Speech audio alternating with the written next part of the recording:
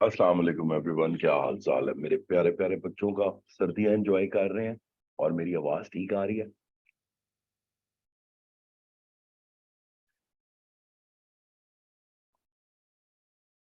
Okay, that's wonderful. अच्छा जी। क्या पढ़ा था कल भाई?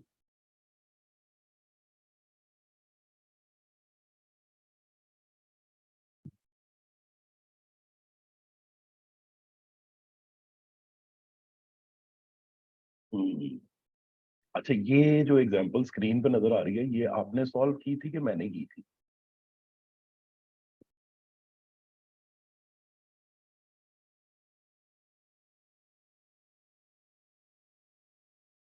बच्चों, ये मैंने सॉल्व कर दी थी ये एग्जांपल जो स्क्रीन पे आ रही है अभी। नहीं की थी? आप लोगों ने की थी? सही है। चलें फिर यहीं से शुरू करते हैं हम। इसमें से पहला पार्ट मैंने आपको कहा था आप रहने दें, बाकी करने दें। चलें देखते हैं जी अभी। मैं जरा जल्दी से रिपीट करता हूँ BADR और जो हमने कल पढ़ा, और फिर हम आगे बात करते हैं। सर ने कल कहा था, बड़ी इंपॉर्टेंट बात की थी सर ने रिलीज शुरू करने से पहले, कि आप लोग बहुत अच्छा करते हैं अगर आप ये याद रखते हैं कि BADR लग जाए तो गेंस के ऊपर रेट 10% लगता है। लेकिन ये जरूर याद रखें कि पेपर में ऐसा क्या बिक रहा होगा तो आप कहेंगे कि BADR लग रहा है। तो उसके लिए हमने कहा जी, पेपर में दो चीजें ऐसी हो सकती हैं जो बिके तो BADR लग सकता है। एक शेयर्स एंड सिक्योरिटीज, लेकिन उसके लिए तीन बातें पूरी करनी पड़ती हैं। एक ये क्या है, इंडिविजुअल की शेयर होल्डिंग बिफोर सेल कम से कम 5% हो, वो एम्प्लॉई हो उस कंपनी का, और साथ ही साथ वो कम से कम 2 सालों के लिए ये दोनों बातें पूरी कर रहा हो, कि उसके पास शेयर्स भी 2 साल से हो और वो एम्प्लॉय भी इस कंपनी का 2 साल से हो। फिर वो शेयर्स बेचे तो BADR मिलेगा। अब अगर कोई बंदा कहता है कि भाई मैं तो शेयर्स नहीं बेच रहा, मैं तो कोई लैंड बिल्डिंग इक्विपमेंट इस तरह की चीजें बेच रहा हूँ, एसेट्स बेच रहा हूँ, तो ऐसे बंदे के लिए हमने कहा कि नो प्रॉब्लम, आपको भी BADR मिलेगा, लेकिन हर बार ही नहीं मिलेगा। ऐसा नहीं होगा कि पेपर में जब भी लैंड बिल्डिंग कुछ बिक रहा हो, land building property plant equipment goodwill बिक रहा हो, तो आप BADR लगाए। वह हमने कहा था द वर्ड इज सजेशन। अगर सजेशन होगी, बेशक लिक्विडेशन की वजह से, बेशक sale of your business on going concern की वजह से, बेशक transfer of your business to next generation or any connected person की वजह से, इन तीनों में से किसी भी वजह से अगर सजेशन होती है, और जिस बिजनेस की सजेशन हो रही है उसे कम से कम 2 साल आपने चलाया हो, और सारे एसेट्स आप सजेशन के 3 सालों के अंदर अंदर बेच दें, अगर ये तीनों बातें आप पूरी करते हैं तो BADR मिल जाता है जी। BADR मिल जाता का मतलब है रेट लग जाता है 10%। फिर कुछ बातें अफेक्ट की सर ने, जैसा कि सर ने कहा ये तो सर मानते हैं कि जो गेम्स BADR के लिए क्वालिफाई करते हैं उनके ऊपर 10% रेट लगता है, लेकिन अगर कोई बेसिक रेट बैंड अवेलेबल हो तो बॉयज एंड गर्ल्स, वो बेसिक रेट बैंड, कानून ये कहता है कि वो बेसिक रेट बैंड पहले वो गेम्स कंज्यूम करेंगे जो BADR वाले हैं। इन अदर वर्ड्स, अगर BADR वाले गेम्स से ज्यादा बेसिक रेट बैंड होगा तो अदर गेम्स तक जाएगा, लेकिन अगर BADR वाले गेम्स से कम बेसिक रेट बैंड है या इक्वल बेसिक रेट बैंड है तो कोई बेसिक रेट बैंड BADR की लाज से गुजर कर आगे नहीं पहुंच पाएगा। तो ले जी, ये कुछ बातें हमने की थी लास्ट टाइम जिनकी बेस पे हमने ये वाला क्वेश्चन सॉल्व कर रहे थे। नहीं नहीं, अब इस क्वेश्चन के फैक्ट्स भी मैं रिवाइज करता हूँ आपको, और फिर उसके बाद हम इसे सॉल्व करते हैं। नहीं जी, फैक्ट्स बड़े सीधे से थे। उसने हमें प्रोसीड्स और कॉस्ट देने के बजाय बॉयज गेन्स एंड लॉसेस दिए थे, और उसने हमें बताया था कि 21 22 में मुझे ये फॉलोइंग गेन्स एंड लॉसेस आए। अब हमने देखा सबसे पहली चीज हमारे पास क्या थी, this was 10% share in y limited. That's a good thing कि 5% से ज्यादा शेयर होल्डिंग है, साफ देखा हुआ है। Mr. is working in Y Limited and is also shareholder from last 3 years. अगर भाई पिछले 3 सालों से ये यहाँ पे काम भी कर रहा है और शेयर होल्डर भी 10% है, तो I hope everyone is clear, this 20,000 gain is qualifying for BADR. Are, yes this one is qualifying. लेकिन सर ने कल बड़ी डिटेल में एक्सप्लेन किया था कि investment properties are non business assets. अच्छा, इसमें मैंने कहा था ये इन्वेस्टमेंट प्रॉपर्टी ये मैंने रेजिडेंशियल लिखवाई थी ना। Okay wonderful. अब हमने कहा था इन्वेस्टमेंट प्रॉपर्टीज ना रेजिडेंशियल हो या कमर्शियल हो, अगर वो इन्वेस्टमेंट प्रॉपर्टीज है तो वो नॉन बिजनेस एसेट है। एंड वो नॉन बिजनेस एसेट पर बीएडीआर मिलता है कि नहीं मिलता? नहीं मिलता सर। पहले 5 रिलीफ सिर्फ बिजनेस एसेट्स पर मिलते हैं, नॉन बिजनेस एसेट्स पर खाली बीएडीआर नहीं, पहले 5 रिलीफ नहीं मिलते। अच्छा बच्चों, आगे फिर दोबारा मैंने शेयर्स बेचे हैं, इन शेयर्स के 10,000 के गेन पे बीएडीआर क्यों नहीं मिल रहा?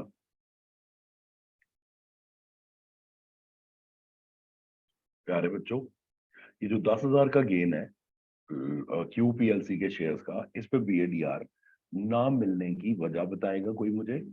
सर दोनों वजह पूरी नहीं हो रही है, एक तो लेस देन 5% है और कहीं नहीं लिखा कि मिस्टर ए इस कंपनी में भी नौकरी करते हैं। तो सर खाली शेयर्स थे तो हम बीएडीआर नहीं लगाते, हमें 5% शेयर होल्डिंग भी देखनी होती है और एम्प्लॉयमेंट भी। शाबाश मेरे बच्चों शाबाश।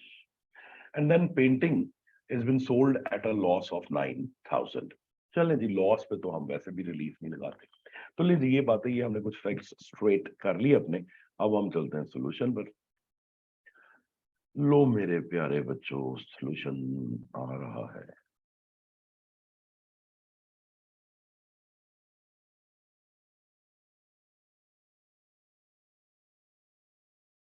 देयर वी गो।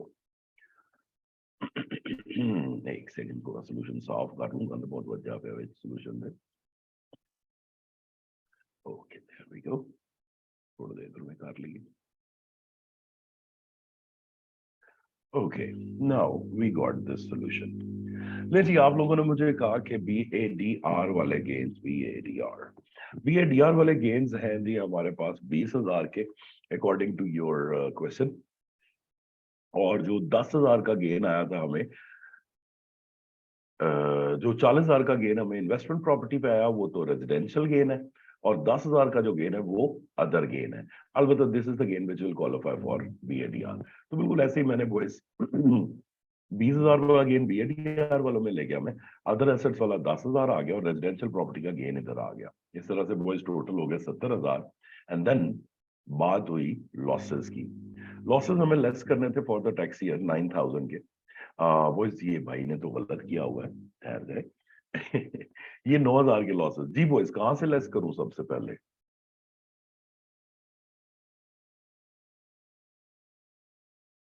बीएडीआर वालों में से, अदर एसेट्स में से, रेजिडेंशियल से सर, रेजिडेंशियल से। वंडरफुल। रेजिडेंशियल से सर लेस करें।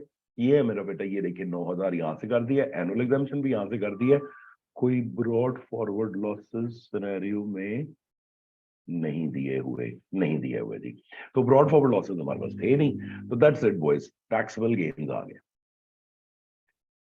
ले जी, अब अगर तो ये हायर रेट टैक्स पेयर होता, ठीक है, जैसा कि पहला पार्ट था जो मैंने काट दिया 65,000 बॉयज। 65,000 इनकम का मतलब है कोई बेसिक रेट बैंड सीजीटी के हिस्से में नहीं आएगा, कोई बेसिक रेट बैंड। अगर ये हायर रेट टैक्स पेयर होता, अभी मैं सेकंड पार्ट और थर्ड पार्ट पे बाद में जाता हूँ। अगर ये हायर होता तो फिर तो बहुत आसान था ना बॉयज। आपने इस 20,000 पे भी 20, और इस 10 सॉरी, इस 20,000 पे 10, इस 10,000 पे 20, और इस 18,000 पर 28% रेट लगा देना था। वैसे मैं आप लोगों को फर्स्ट पार्ट का सोल्यूशन भी दिखा रहा हूं, वैसे तो मैंने काला किया हुआ था लेकिन आपको दिखा देते हैं, क्या याद करेंगे आप? लो बॉयज फर्स्ट, अच्छा वो सोल्यूशन भी मैं गलती की था, ठहर दो।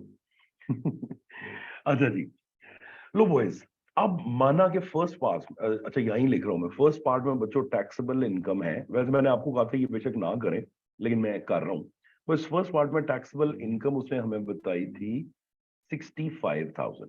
So ladies and gentleman, 65,000 taxable income का मतलब है कितना बेसिक रेट बैंड सीजीटी के लिए अवेलेबल है गर्ल्स एंड गाइस?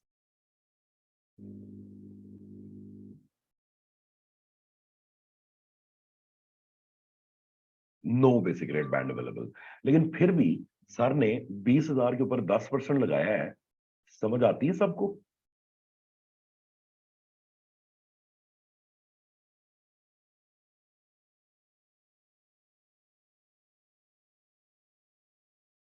ओके, क्योंकि BADR लग रहा था, शाबाश मेरे बच्चों।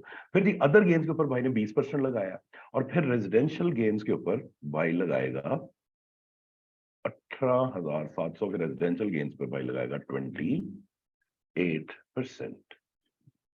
There we go. एंड ले जी, अगर पहला पार्ट भी सॉल्व करते आप, जो कि आसान था, तो 9236 का टैक्स आता। लेकिन अभी खैर पहला नहीं, दूसरा पार्ट सॉल्व करना था आपने। दूसरे में बॉयज टैक्सेबल इनकम्स दी गई हैं कितनी, चल अच्छा, दूसरे में बॉयज टैक्सेबल इनकम जो हमें दी गई है वो है 2000। बॉयज 2000 का मतलब है कितना बेसिक रेट बैंड अवेलेबल है मेरे दोस्त, 35,700 का। लो भाई, मिनाइल भी एक्टिव हुई हुई आज तो। 35,700 का। नहीं, 35,700 का है, मानते हैं हम। लेकिन क्या आपको भाई की वो बात याद है कि अगर कोई बेसिक रेट बैंड अवेलेबल होगा तो वो BADR वाले गेम्स की लाश से गुजरे बगैर आगे नहीं जा सकता।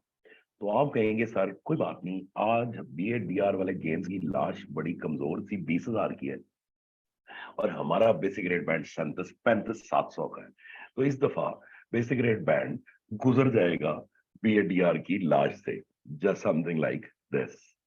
नहीं बॉयज, जैसे ही मैं BADR वाले 20,000 के गेंस पे 10% रेट लगाऊंगा, तो आप कहेंगे, क्या कहेंगे, आप कहेंगे सर देखिए हमारे पास 37,700 में से 2,000 तो इनकम टैक्स में यूज हुआ था, and boys and girls available for CGT 35,700 था, जिसमें से हमने कहा 20,000 और कंज्यूम हो गया है, और अभी भी 15,700 का बेसिक रेट बैंड अवेलेबल है।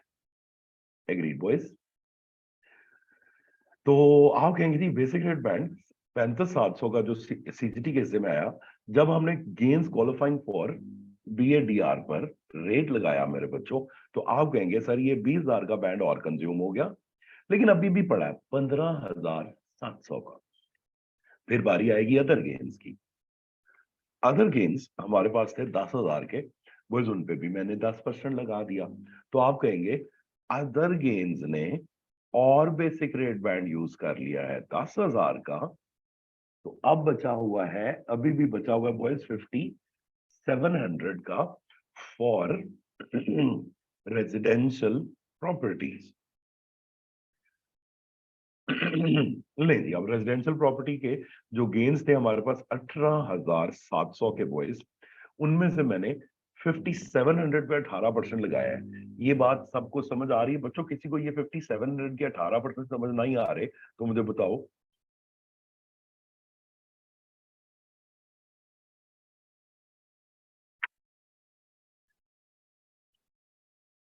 ये यस का क्या मतलब, लोग समझ नहीं आ रहे कि समझ आ रहे हैं?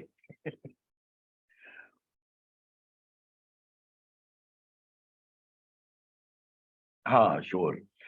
देखिए, वंडरफुल। अब HP तेरा नाम क्या है भाई? सिविल, ये बहस तो हमने खत्म कर ली थी कि पहले रेजिडेंशियल पे लगाना है कि अदर पे, याद है? हमने दोनों तरह से टैक्स निकाले थे तो आंसर सेम आया था। मुझे सब है याद, जरा जरा तुम्हें याद हो कि ना याद हो। याद आ गया? चलो वेरी गुड। तो HP मेरा बेटा, इसका नाम बदल देना। वो असल में पता है क्या है मेरा बेटा, एक हमारा वो क्वालिटी मॉनिटर होता है। अगर आप ये HP और इस तरह के नाम रखते हैं ना, तो वो आपको क्लास से मतलब वार्निंग दिए बगैर बाहर निकाल देता है ऑनलाइन क्लास से। फिर आप उस दिन क्लास में एंटर नहीं हो पाते। तो मेरे बेटा इस नाम सही कर देना जरा। मेरे ख्याल में अभी तक किसी की नजर नहीं पड़ी। चल तो ये मेरा बेटा सही कर ले। अच्छा, तैयब मेरा बेटा, कहानी बड़ी सीधी सी है।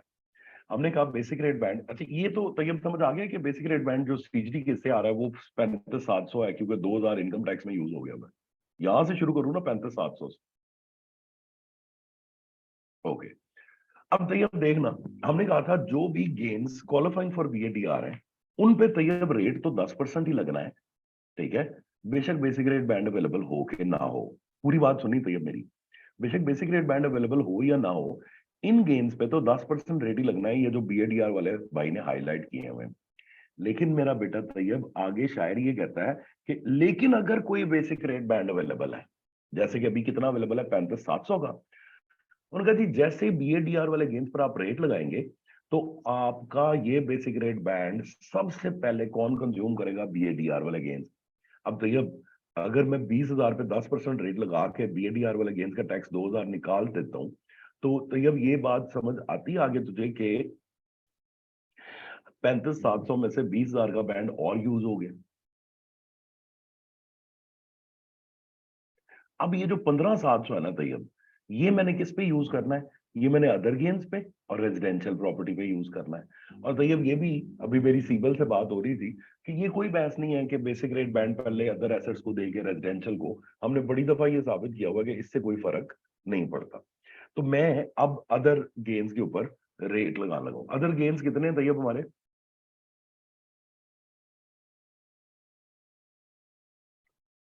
क्वेश्चन में से देख के बता जरा।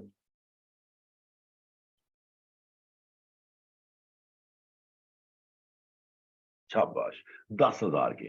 तो तैयब ये देखिए ना जरा, 10,000 पे फिर बेसिक रेट बैंड लगा तो तू कहेगा ना सर 10,000 का बेसिक रेट बैंड और कम कर दें। ये ले कम कर दी। अब तुझे ये समझ आ रहा है ये जो 5700 है ये अब किन गेन्स पे लगेगा? तो तुम कहोगे तैयब सर पीछे रही रेजिडेंशियल गेन गए हैं, तो और तो कुछ रह नहीं गया जिस पे आपने लगाना है। तो ये जो 5700 है, अब तैयब हम किस पे लगाएंगे? रेजिडेंशियल गेन्स के ऊपर। Okay wonderful. अब रेजिडेंशियल प्रॉपर्टी के गेन्स तो ये मेरा बेटा कितने हैं? 18,700 है। शाबाश, मुझे बता रहा है 18,700 में से 18% कितने पे लगाऊं और 28% कितने पे लगाऊं? तो ये मेरे बब्बर शेर कितना बेसिक रेट बैंड बाकी है? 5700 का। शाबाश। तो तुम कहोगे सर 18,700 में से जो टोटल 18,700 है उसमें से 5700 पर तो बेसिक, और जो 5700 में से 18,700 में से बाकी बचा, अब तो ये खत्म हो गया ना बेसिक रेट बैंड, अब जीरो हो गया, अब कुछ नहीं बचा। अब आगे जितने 13,000 के गेंस रह गए थे उसमें फिर मैंने 28% लगाया है।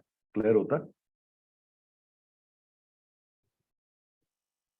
Good. Anyone else, boys girls, should I move to third part?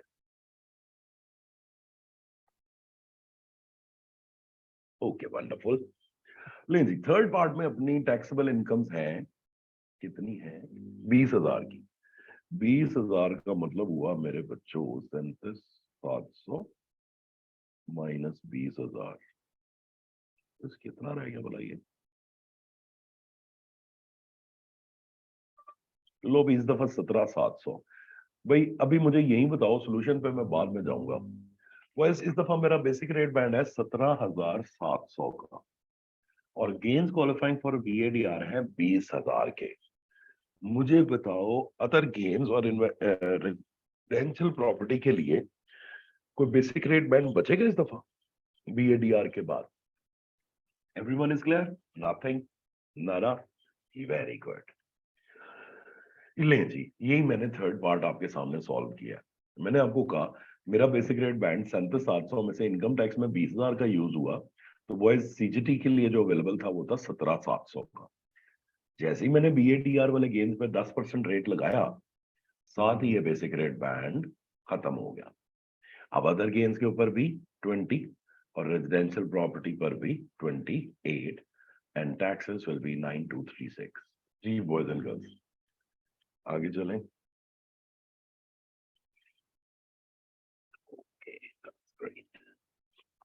अच्छा बच्चों, अभी जरा BADR के एक दो छोटे छोटे से पॉइंट्स रह गए थे, उस पर जरा रोशनी डालने वाली है।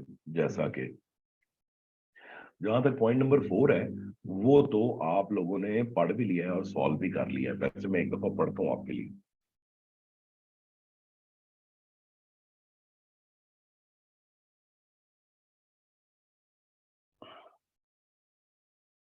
ओके, ले जी पॉइंट नंबर 4 बताइएगा जरा, समझ आ रहा है? क्योंकि पढ़ा दिया ये आपने अप्लाई भी कर लिया।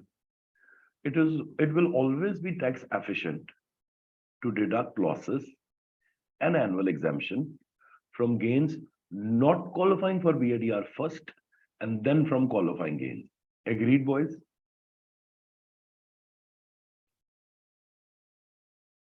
वंडरफुल। तो अभी आप लोगों ने लॉसेस एनुअल एग्जाम्पशन कहाँ से माइनस किए? तो आप लोगों ने बॉयज लॉसेस और एनुअल एग्जाम्पशन दोनों कहाँ से माइनस किया? आपने जी रेजिडेंशियल से किए, फिर अदर से किए, और फिर हमने कहा अगर बचेंगे तो हम बीएडीआर से करेंगे। Will keep that in mind. Point number 5 पे बाद में, पॉइंट नंबर 6 पहले। Relief will be available upon first 1 million qualifying gains in the life of an individual. मतलब अभी आपने एक बंदे का क्वेश्चन सॉल्व किया था, बॉयज अभी जो आपने क्वेश्चन सॉल्व किया था उसमें गेन्स क्वालिफाइंग फॉर बीएडीआर कितने थे?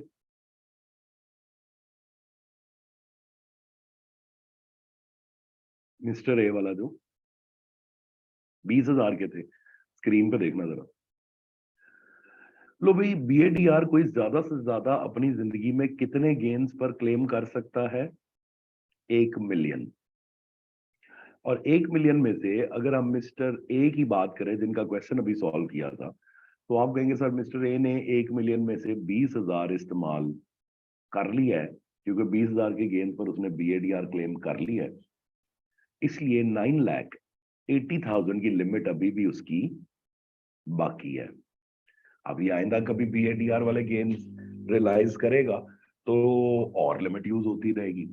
और बॉयज एक दिन आएगा जब ये 1 मिलियन की लिमिट खत्म हो जाएगी, और फिर इसको बेशक बीएडीआर वाले गेम्स आए भी तो ये बीएडीआर क्लेम नहीं कर पाएगा। लेकिन 1 million pound on gain is quite a limit, ये नहीं खत्म होने वाली। और दूसरा बॉयज, बीएडीआर को स्टार्ट हुए हुए भी इतने ज्यादा साल हुए नहीं है, तो what I am trying, the point I am trying to make is there are very few chances कि किसी बंदे की ये लिमिट पहले से कंज्यूम हुई हुई हो। ठीक है, अच्छा अगर कंज्यूम हुई हो, जरा चलो अभी कंज्यूम हुई हुई पे भी बात कर लेते हैं, तो मुझे आपने जवाब देना जरा। अगर मैं कहूँ एक बंदा है, हाँ एक बंदा फिजा ज्यादा से ज्यादा कितने गेम्स क्वालिफाइंग फॉर बीएडीआर के ऊपर बीएडीआर क्लेम कर सकता है? अनलिमिटेड नहीं है फिजा, बस 1 मिलियन पर ही कर। तो अगर फिजा एक बंदे ने 20,000 के गेंस पे बीएडीआर क्लेम कर लिया है, तो तुम होगी तुम आइंदा 980 के गेंस पर क्लेम कर सकते। ठीक है, जैसे for example boys and girls एक बात बताएं, अगर एक बंदे ने अपनी आज तक बीएडीआर क्लेम कर लिया हुआ है, ऑलरेडी क्लेम्ड, यहां ले ऑलरेडी क्लेम, ऑलरेडी क्लेम, एक बंदे ने ऑलरेडी बॉयज बीएडीआर क्लेम कर लिया हुआ है, कितने गेन्स पर? अपॉन गेन्स ऑफ, चलो मेरी तरफ से 9.5 लाख। बच्चों लिमिट कितनी बाकी है इसकी?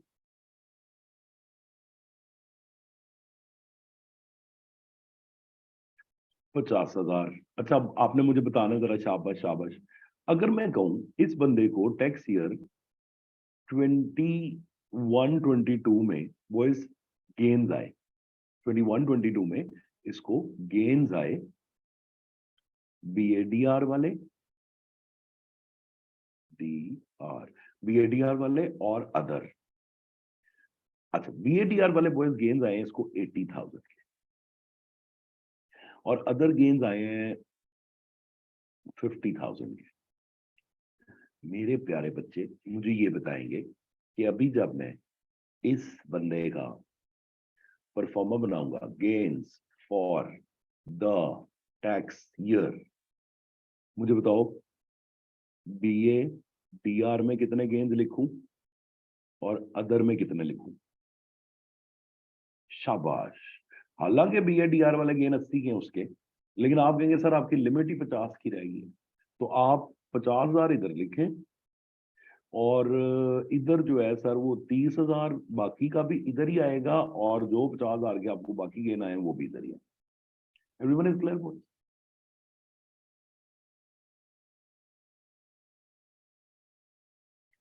तो ये करती है जी लिमिट, बड़ा कोई तीर मारती है, तो बस लिमिट का इतना काम है।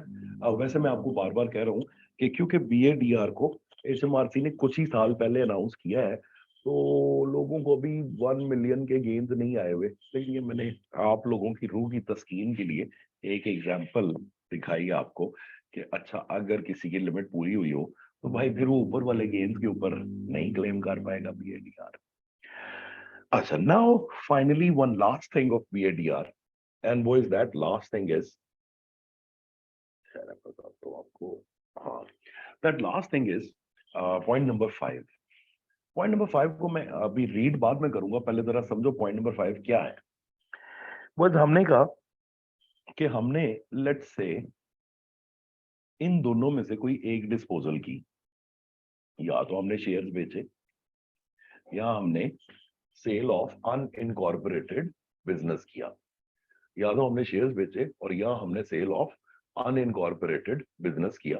ठीक है, ये दोनों में से कोई एक चीज हमने बेची और मतलब सारी कंडीशंस भी बच्चों पूरी हुई हुई थी। लेट्स से हमने शेयर्स बेचे, 5% शेयर होल्डिंग भी थी, एम्प्लॉय भी था 2 साल से, ये दोनों बातें सच भी थी। ठीक है, अब बॉयज ये हमें पता है कि सारी कंडीशंस पूरी हो गई है। HMRC क्या कहता है? HMRC कहता है अगर आपकी सारी कंडीशंस पूरी हो जाए और आप उस पर BADR लगा के 10% रेट लगा दें, तो भी आपने एक काम करना है कि एक वैसे तो आजकल ऑनलाइन फॉर्म होते हैं। ठीक है, अगर आप चाहें तो कागज पर भी ये काम कर सकते हैं।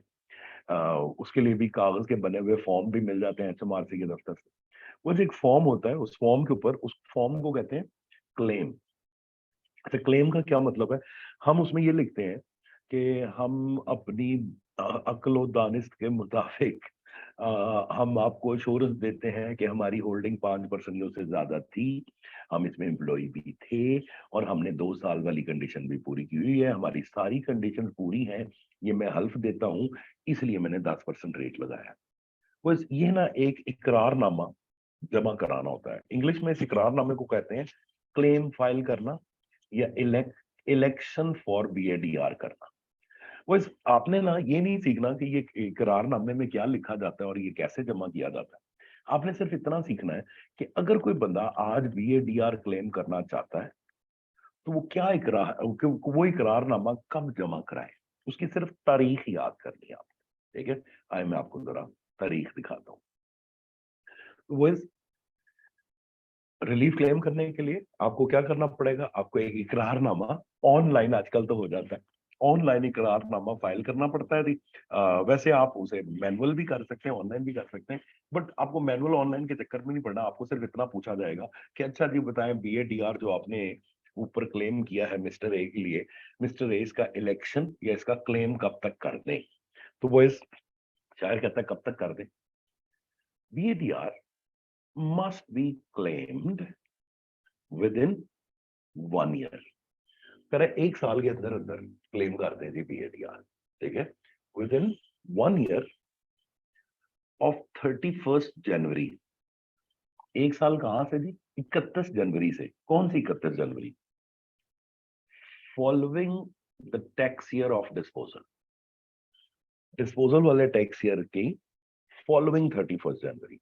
बच्चों अभी आपने एक क्वेश्चन सॉल्व किया, उसमें उसने किस टैक्स ईयर में डिस्पोजल की थी? BADR वाली।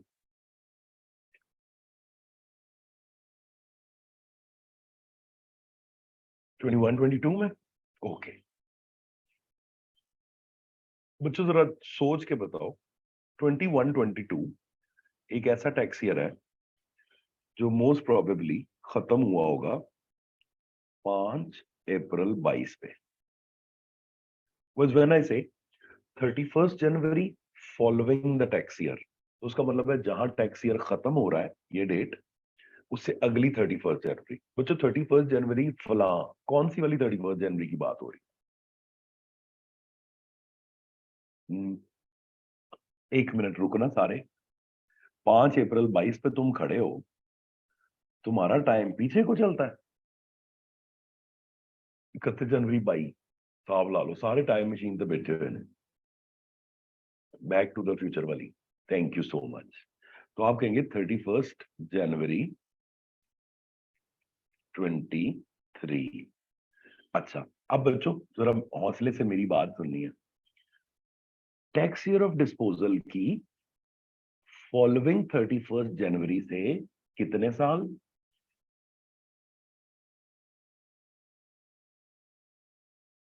1 साल। तो डेट क्या निकली फिर? 31 जनवरी 24, इस डेट तक इलेक्शन करना है।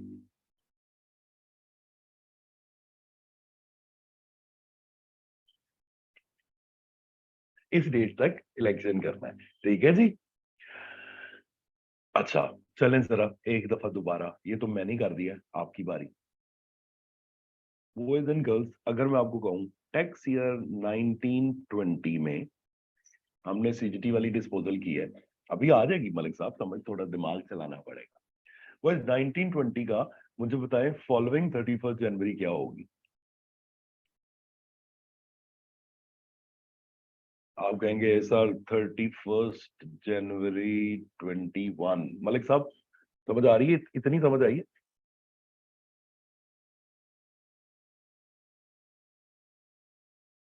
मलिक साहब कितने गए?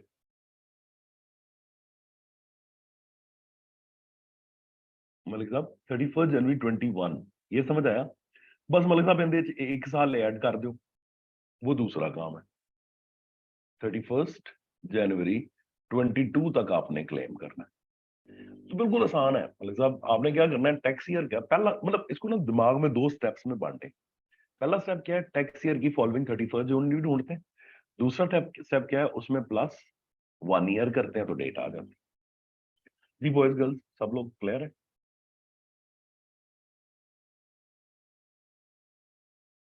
Everyone is clear boys? शाबाश, वंडरफुल। चलो आगे आते हैं फिर। लो बच्चों, इसके साथ ही हमारा BADR हुआ खत्म, सारे पॉइंट हमने डिस्कस कर लिए। अब हम चलेंगे नेक्स्ट रिलीफ की तरफ, which is called investors relief, which is called investors relief. ले जी, इन्वेस्टर्स रिलीफ की अगर हम बात करें तो इन्वेस्टर्स रिलीफ भी बच्चों सबसे पहले तो यही पढ़ाएगा भाई।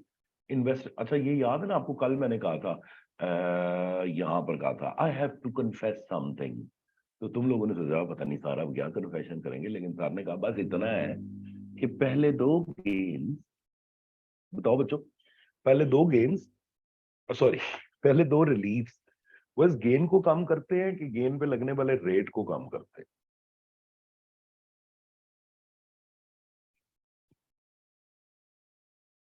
ओके वंडरफुल, सबको याद है, वेरी गुड।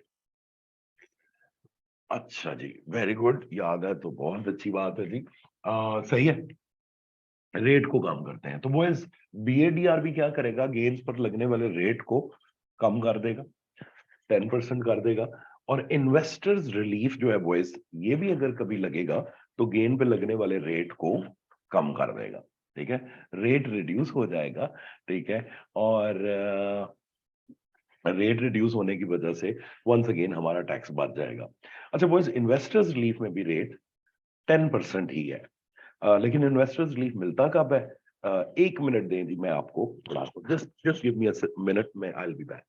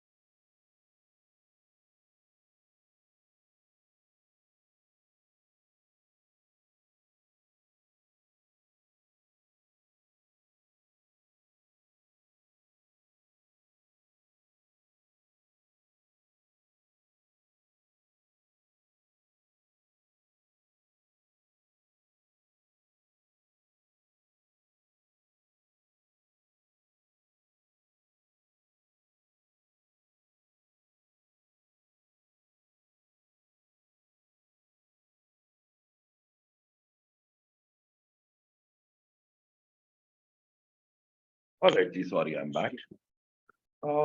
अच्छा, तो लो बच्चों, अब हमने कहा पहले दो रिलीफ में ना हमने ये नहीं पढ़ना कि गेन कितना कम हुआ है। पहले दोनों रिलीफ के अंदर हम ये देखेंगे कि गेन तो उतने को उतना ही रहेगा gains for the tax year में, लेकिन रेट आप लगाएंगे 10%। अब इन बॉयज, इन्वेस्टर्स रिलीफ में भी आप सब लोगों ने ध्यान में रखना है कि रेट विल बी 10%। लेकिन इन्वेस्टर्स रिलीफ में हम ये देखते हैं कि कोई क्या बेचता है, तो इन्वेस्टर्स रिलीफ लगता है। ले जनाब,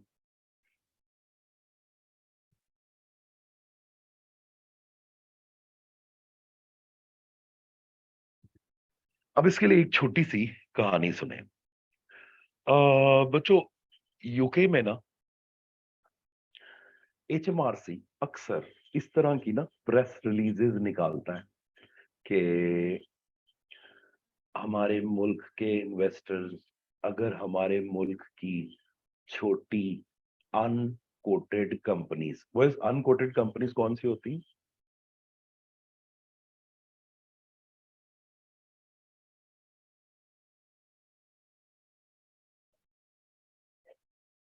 गुड। छोटी अनकोटेड कंपनीज का मतलब होता है सर वो जो स्टॉक एक्सचेंज पे लिस्टेड नहीं होती और साइज में काफी छोटी छोटी कंपनीज होती हैं। बच्चों, एक मुल्क कब चलता है? जब वहां के लोग वहां की बड़ी कंपनीज में पैसा इन्वेस्ट करें या वहां की छोटी कंपनीज में।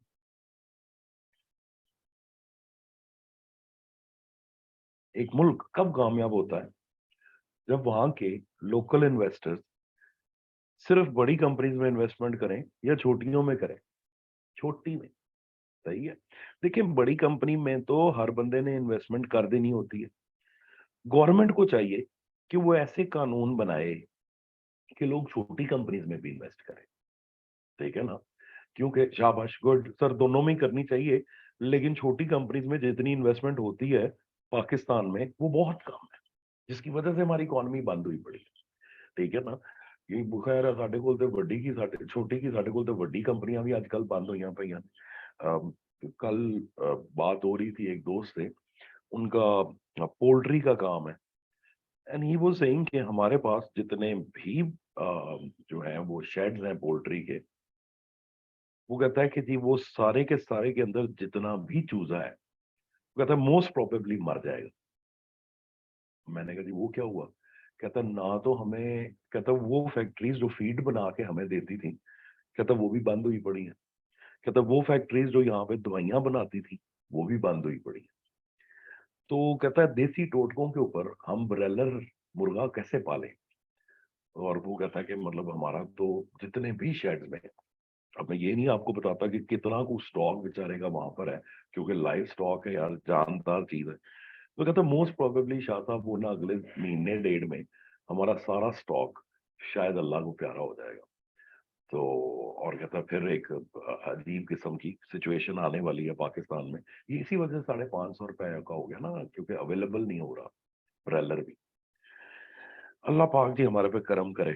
खैर, लेकिन बिरयानी खा के अगली दफा वोट अपना शेर का, ये शेर। हाँ जी, उनको तो सब कुछ अवेलेबल है, उनकी तो बात नहीं कर रहे हम। अपना HP भाई, हम तो बात कर रहे हैं उनकी, जो बेचारे उनके अलावा भी रहते हैं ना, मतलब शरीफ फैमिली और भुट्टो फैमिली के अलावा भी तो कोई फैमिलीज रहती हैं पाकिस्तान में जिनको कुछ अवेलेबल नहीं है। या that is the reason why prices have been increase, क्योंकि जिसके पास तैयार माल है वो अब निकाल नहीं रहा, क्योंकि उसे पता है आगे जाके माल बहुत महंगा बिकना है, क्योंकि जिसका अगला माल है वो तैयार हो ही नहीं रहा, क्योंकि पीछे से फैक्ट्रीज बंद है, इंपोर्ट बंद है, सब कुछ बंद है। लेकिन खैर छोड़ें, वी गॉट डी ट्रैक्ट।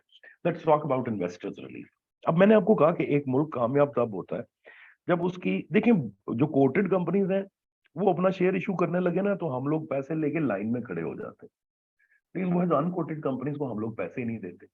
तो गवर्नमेंट को चाहिए ऐसी पॉलिसीज बनाए कि लोग छोटी अनकोटेड कंपनीज में पैसे लगाएं। गवर्नमेंट ने बना दिया आगे से BADR। BADR क्या कहता था? वो BADR कहता था आप जो किसी कंपनी में 5% या ज्यादा इन्वेस्टमेंट करें, लेकिन अगर आप 10% रेट एंजॉय करना चाहते हैं तो साथ नौकरी करें उस कंपनी में। वो इस देखें, आपके पॉइंट ऑफ व्यू से सोचूं तो आपको शायद ये सही लगता हो कि मेरे पास 5% शेयर और साथ में नौकरी कर रहा हूं। इन बॉयज, मेरी एज के किसी बंदे को देखें तो मैं हर जगह पे तो नौकरी नहीं कर सकता ना। मुझे लेट से 10 छोटी अनकोटेड कंपनीज पसंद आती हैं जिसमें मैं इन्वेस्ट करना चाहूं अगर अपने पैसे, तो मैं हर जगह पे बैठ के नौकरी तो नहीं ना कर सकता बेटा। तो मेरे जैसे जो इन्वेस्टर्स बैठे हुए हैं जो हर जगह पे नौकरी नहीं करना चाहते, तो भाई जो नौकरी करना चाहते हैं, HMRC wonderful, you are awesome, you gave us a relief of BADR। लेकिन ऐसे लोगों का भी ध्यान रखो जो तुम्हारे मुल्क की छोटी अनकोटेड कंपनीज में पैसे लगाते हैं, लेकिन वो वहां पे नौकरी नहीं कर सकते, उनके पास टाइम ही नहीं है। तो HMRC ने कहा ऐसे अजीम लोगों के लिए हमने इन्वेस्टर्स रिलीफ बनाया हुआ है। तो वही समझ आया, इन्वेस्टर्स रिलीफ किनको मिलेगा? जो इन्वेस्टमेंट करेंगे छोटी अनकोटेड कंपनीज में, लेकिन वो वहां पे जॉब नहीं कर रहे होंगे। अब शुरू करूं जी इन्वेस्टर्स रिलीफ? अच्छा, ले जी, यही जो बैकग्राउंड मैंने आपको बताया है उसके मुताबिक जरा पहले से आपको सबाक पढ़ाता हूं मैं आपको। शायर कह रहा है, previously where an investment in a company shares were concerned, ये मैं बेसिकली कहना चाह रहा हूँ BADR, वो पुराना नाम लिखा रह गया, काइंडली कोई जरा ठीक कर लें।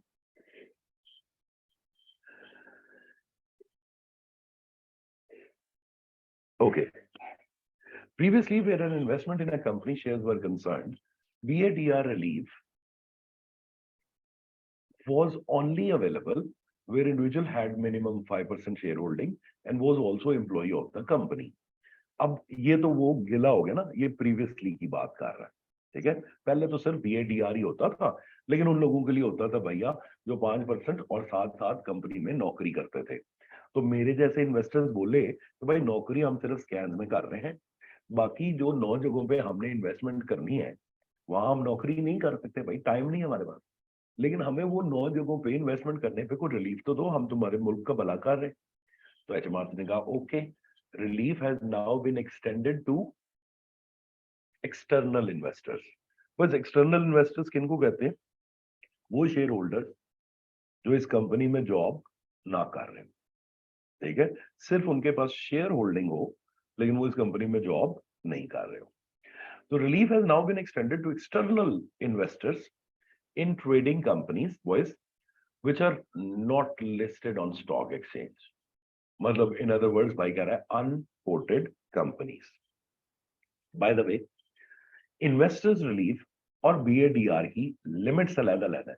जैसे मैंने आपको कहा था कि BADR कोई बंदा अपनी जिंदगी में ज्यादा से ज्यादा 10 मिलियन गेन्स पे क्लेम कर सकता है। Investors relief has its own separate 1 million नहीं बच्चों, 10 million lifetime limit, with qualifying gains being taxed at the rate of 10%. तो कह रहा भाई BADR को की तो छोटी सी लिमिट थी 1 मिलियन पाउंड की, वो भी खैर छोटी नहीं है, 1 million pound is a lot of limit, but वो लोग या वो शेयर होल्डर जो सिर्फ शेयर होल्डर है अनकोटेड कंपनीज में लेकिन वो उधर जॉब नहीं करते, उनके लिए इन्वेस्टर्स के लिए कितनी लिमिट है? 10 मिलियन पाउंड। वह इन्वेस्टर्स रिलीफ के क्वालिफाइंग गेन्स मुझे आए तो मैं उन पे 10% टैक्स देता रहूंगा तब तक जब तक 10 मिलियन की लिमिट पूरी ना हो जाए।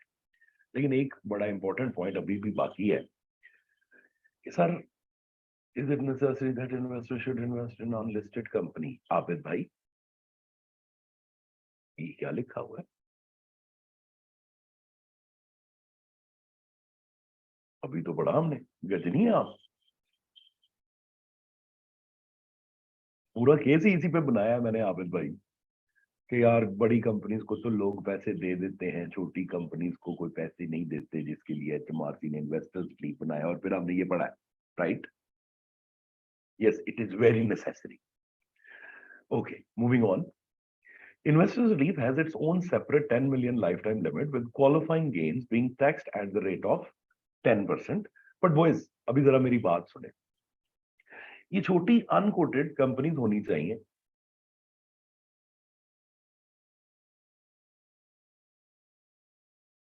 नहीं भाई नहीं मिल सकता। अच्छा आबिद, इंग्लिश ए तो पढ़ी होगी कभी जिंदगी में। आबिद एंड लिशबा, तुम दोनों ने इंग्लिश ए तो पढ़ी होगी कभी जिंदगी में। शाबाश। मेरी स्टोरियां समझ नहीं आई तो ना सही, तर्जमा करके देख लो।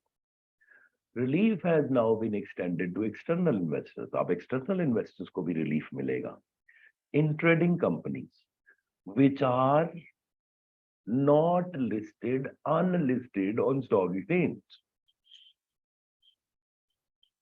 अब इससे आसान फिर उर्दू में नोट्स लिखा करो, उर्दू में। तो मेक श्योर ये रिलीफ भाई, आप लोगों को एक कहानी यहां से शुरू की मैं। बड़ी कंपनीज में हर बंदा इन्वेस्ट करना चाहता है।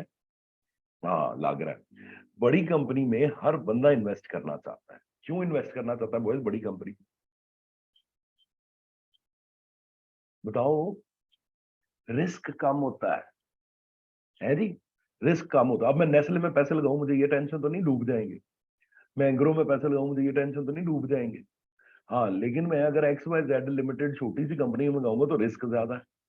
तो वही HMRC, आप जो मैं शुरू में बेस बना रहा होता हूँ, आप उसको कहानी के तौर पे जरूर सुने, लेकिन उसको ज़हन में बिठाएं। तो बड़ी कंपनीज के अंदर HMRC को इनकरेज करने की जरूरत नहीं रहती, ठीक है। लेकिन छोटी कंपनीज के अंदर HMRC को इनकरेजमेंट की जरूरत है। HMRC को चाहिए कोई ऐसी टैक्स की छूटें दे कि लोग छोटी कंपनीज में भी पैसे लगाएं। ये बेस बनाई ना मैंने टॉपिक की, ठीक है।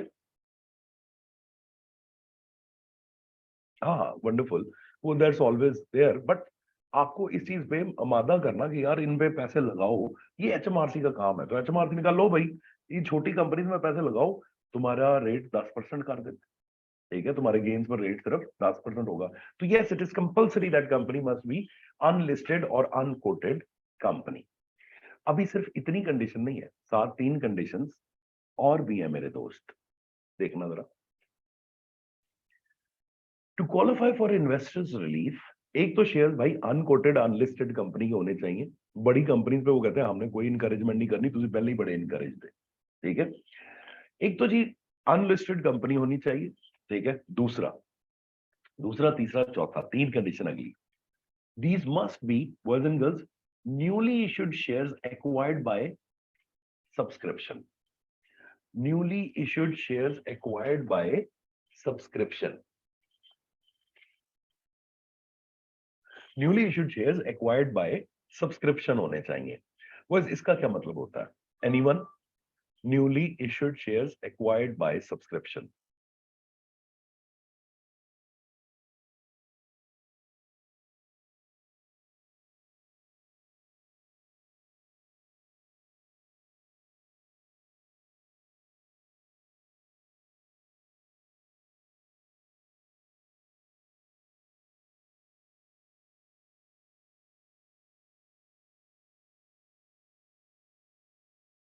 शाबाश, वेरी गुड। अच्छा अब आपको ये बच्चों मुझे ये बात बताओ जरा, अगर मेरे पास किसी कंपनी के पहले से ही शेयर है, छोटी अनकोटेड कंपनी के शेयर है मेरे पास, और तुम मेरे से आके वो शेयर्स खरीदते हो, तो कंपनी अमीर होगी कि किरमानी? मतलब पैसे किसको जाएंगे, कंपनी को जाएंगे कि किरमानी को जाएंगे?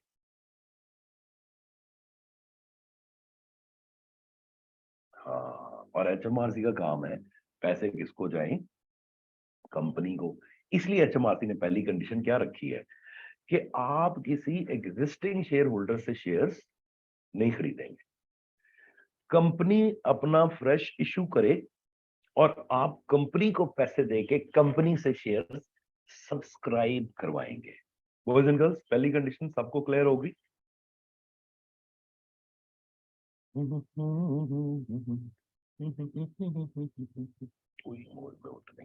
वंडरफुल, शाबाश, आगे बढ़ते हैं फिर। ओके, दूसरी कंडीशन। वो दूसरी कंडीशन जो है वो इस रिलीफ को काफी हद तक नामुमकिन बना देती है पुराने लोगों के लिए। Owned for at least 3 years after 6 April 2016, owned for at least 3 years after 6 अप्रैल 2016। प्यारे बच्चों, शायर कह रहा है आप कम से कम 3 साल ओन करेंगे, या वो कह रहा है ये 3 साल की ओनरशिप 6 अप्रैल 2016 के बाद की होनी चाहिए, पहले की नहीं होनी चाहिए। वो इस कौन सी स्टेटमेंट सही है, पहली या दूसरी? दोबारा बोल रहा हूं, फर्स्ट स्टेटमेंट, आप इनको किसी भी वक्त 3 साल ओन कर ले। नंबर टू, नहीं नहीं, वो 3 साल होनी चाहिए 6 अप्रैल 2016 या उसके बाद। शाबाश बच्चों, ऐसा पता है क्यों है? क्योंकि 6 अप्रैल 16 से पहले इन्वेस्टर्स रिलीफ हुआ ही नहीं करता था। ठीक है, तो इन्वेस्टर्स रिलीफ असल में स्टार्ट कब हुआ? What I remember is it was started at 17 मार्च 2016। ठीक है, ये 17 मार्च 2016 पे स्टार्ट हुआ था। इसलिए वो कहते हैं कि वो सारे शेयर्स जो आपने सब, बल्कि बच्चों आप एक काम करें, ये जो पहला पॉइंट है ना, इसको ऐसे लिखें, newly issued shares acquired by subscription on और आफ्टर 17 मार्च 2016। 17 मार्च 2016, मतलब पहली जो हमारे पास कंडीशन है, ठीक है, उसको उसने थोड़ा सा रीडू किया। मैंने रीडू किया आपके लिए, थोड़ा बेहतर बनाया। असल में बॉयज ये रिलीफ 2016 में आया था, और 2016 में एचएमआरसी ने कब इसको अनाउंस किया था? 17 मार्च 2016 पर। तो आप ऐसे कहें कि एक तो आपके शेयर जो है वो सब्सक्राइब्ड शेयर होने चाहिए, और दूसरा कब खरीदे हो, ज्यादा से ज्यादा पुरानी डेट पे भी चले जाए तो भाई वो खरीदे हो आपने 17 मार्च 2016 को या उसके बाद। और फिर उसके बाद आपको कम से कम 3 साल रखने हैं। ठीक है जी, 6 अप्रैल 2016 के बाद। अब अगर मैं आपको कहता हूं बच्चों, बताना जरा, अगर मैं आपको कहता हूं बॉयज गर्ल्स, मैंने शेयर्स खरीदे 1 जनवरी 2020 पर, कब बेचूं तो भी मुझे इन्वेस्टर्स रिलीफ ले दोगे? एट अर्लीस्ट कब बेचूं कि मुझे इन्वेस्टर्स रिलीफ ले दोगे? तो आओगे सर 1 जनवरी 23 या उसके बाद। 1 जनवरी 23 या उसके बाद, नो प्रॉब्लम। 1 जनवरी लाइट ऑफ कर दी माता जी। 1 जनवरी 23 या उसके बाद। वंडरफुल। 1 मिनट बच्चों होल्ड करना जरा।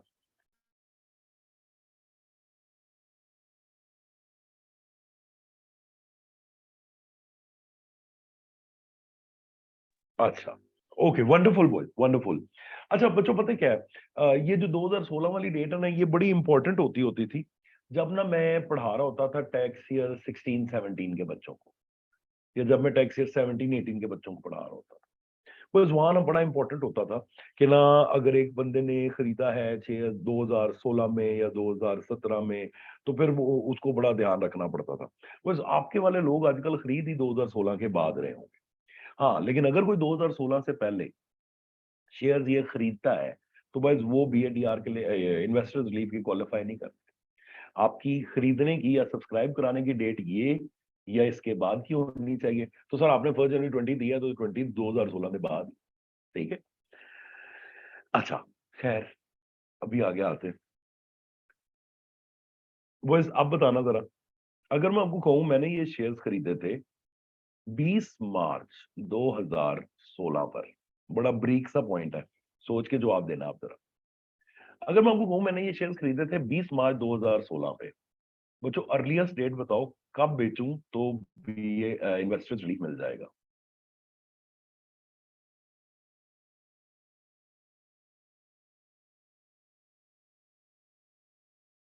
ये चीज Varsha, Rizwan, Abid, MM, wonderful. Sir 5 अप्रैल 2019, क्योंकि ओनरशिप जो 3 साल की है ना, वो 6 अप्रैल से ही शुरू हो रही है। वाइज ये ना एमसीक्यूज के लिए बड़ा इंपॉर्टेंट पॉइंट है। ठीक है, वो आपको कहेगा जी, सॉरी वंस अगेन, बड़ा इंपॉर्टेंट पॉइंट होता था उन स्टूडेंट्स के लिए जिनको मैं 16-17 या 17-18 में पढ़ा रहा होता था। अब खैर इतना इंपॉर्टेंट नहीं रह गया, लेकिन मेरा फर्ज है आपको पढ़ा देना। ठीक है, क्योंकि ओनरशिप वाइज वो कहता है हम 6 अप्रैल 16 से काउंट करेंगे। वैसे आपने 20 मार्च को क्यों ना खरीद? शाबाश, वंडरफुल। और वो इस आखिरी चीज इज अ खुशखबरी। व्हाट इज दैट खुशखबरी? Needs not to be at least 5% share holder. BADR के लिए तो उन्होंने कहा कम से कम 5% शेयर होल्डर हो गए तो काम बनेगा, ठीक है। लेकिन इसके लिए वो कह रहा है, पीएडीआर के लिए उसने कहा 5% शेयर होल्डर हो गए तो ही मिलेगा। बस इसके लिए वो कह रहा है कोई मसला नहीं, ऊपर वाली दो बातें पूरी करो। एक तो शेयर तुमने एग्जिस्टिंग शेयर होल्डर से नहीं सब्सक्राइब कराने, दूसरा तुमने उनको ओन करना है 6 अप्रैल 16 के बाद कम से कम 3 साल। हाँ, इन्वेस्टर्स रिलीफ के लिए 5% शेयर होल्डिंग होना बिल्कुल भी जरूरी नहीं है। 5% है 100 बिस्मिल्लाह, 5% नहीं है फिर भी 100 बिस्मिल्लाह।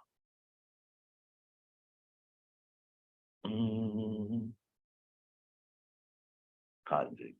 अच्छा बच्चों, ये नीचे वाला पैराग्राफ प्लीज आप लोग काट दें, this is not relevant to you guys. ये P6 की कटिंग आई हुई है इधर, ये काट दें जी पैराग्राफ, ये आपके लिए।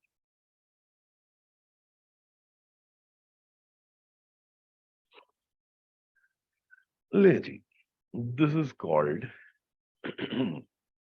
Investors relief. अच्छा बच्चों, अब ना इससे अगले रिलीफ पे जाने से पहले someone mentioned and someone mentioned कि सर आपने ना वो मेजर पार्ट के ऊपर रोशनी नहीं डाली।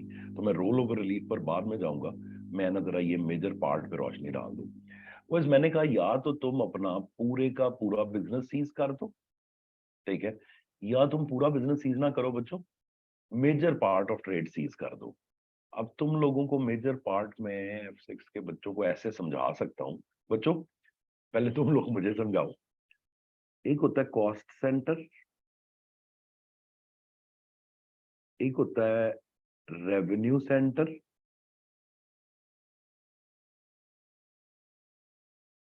और एक होता है profit centre.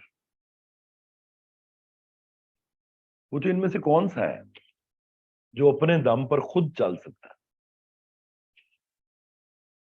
Cost centre, revenue centre के प्रॉफिट सेंटर?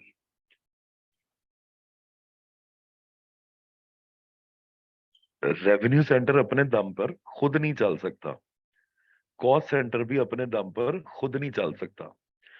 कोई चीज अपने दम पर तभी चल सकती है जब उसकी अपनी रेवेन्यूज और अपनी कॉस्ट्स हो और अपना प्रॉफिट हो, है जी। जैसे आप लोग अभी प्रोफेशनल लाइफ या प्रैक्टिकल लाइफ में क्यों नहीं चल सकते? क्योंकि आप कॉस्ट सेंटर्स हैं। समझ रहे हैं ना आप लोग? आपने अभी रेवेन्यू कमाना शुरू नहीं किया। जिस दिन आप रेवेन्यू कमाना शुरू कर देंगे, कॉस्ट सेंटर आप पहले ही है, रेवेन्यू कमाना शुरू कर देंगे तो क्या बन जाएंगे? प्रॉफिट सेंटर, ठीक है ना। तो बॉयज प्रॉफिट सेंटर हम किसे कहते हैं? मेजर पार्ट ऑफ ट्रेड को कहते हैं बेटा।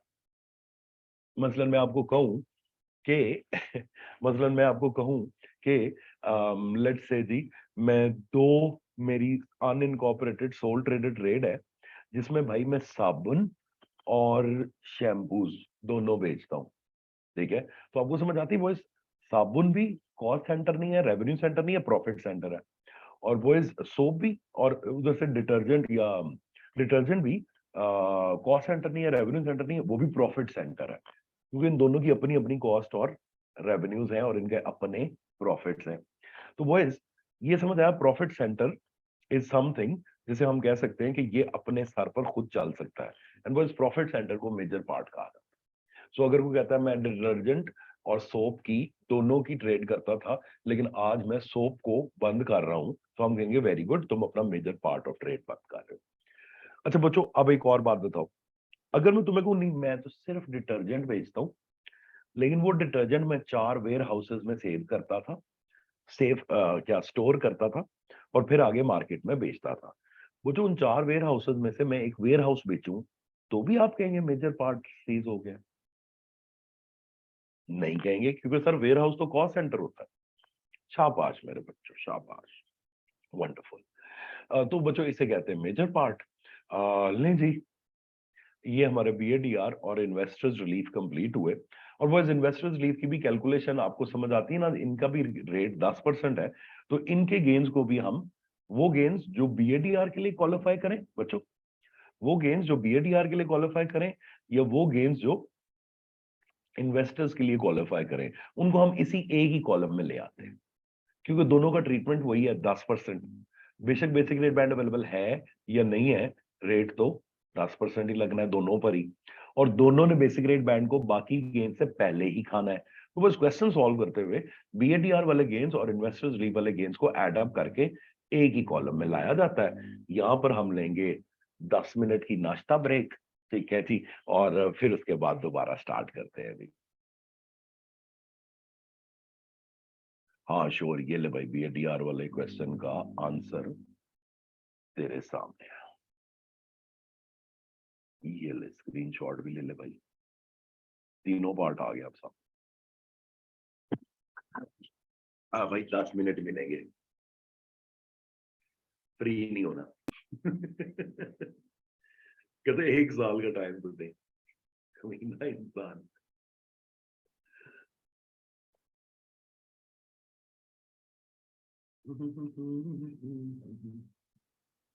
चलो जी, ना ताड़ी ते ना मेरी, 15 कर लेते। ओ अच्छा, सही है, हो सकता है सर ने भी बनाना ही होगी।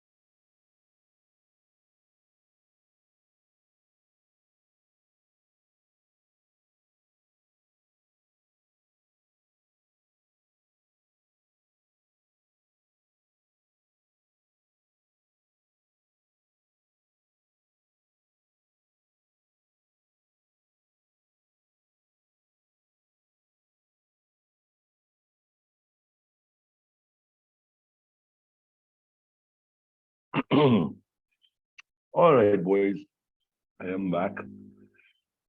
That was this sandwich with French bread and eggs and bacon. That was good one. अच्छा, लो बच्चों। नहीं, बाजी बुशरा ने बनाया था, तुम्हारी काम वाली।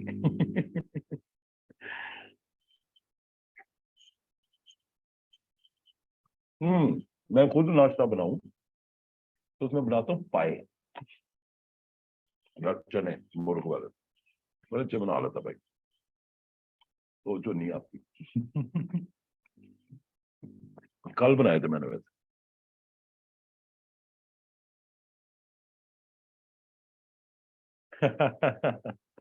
बिस्मिल्लाह, जब मर्जी। ये अंग्रेजी नाश्ते का क्या, ये तो कोई भी बना ले। बिकन भी डब्बे से निकाल के फ्राई करने हैं, अंडे तो बॉईल कर देने हैं, ब्रेड भी पैकेट से निकाल के गर्म कर देनी है, जस्ट लाइक दैट। अच्छा, जरूर जी, जरूर खिलाते हैं आपको किसी दिन, डोंट यू वरी। अच्छा,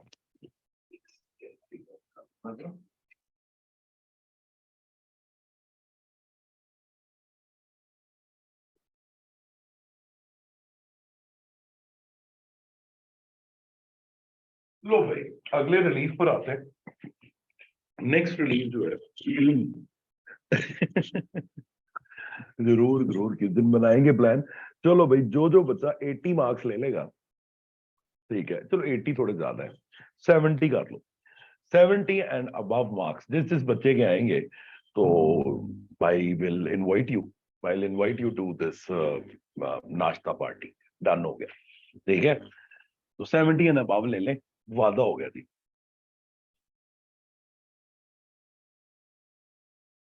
हम आज तो तू खुद है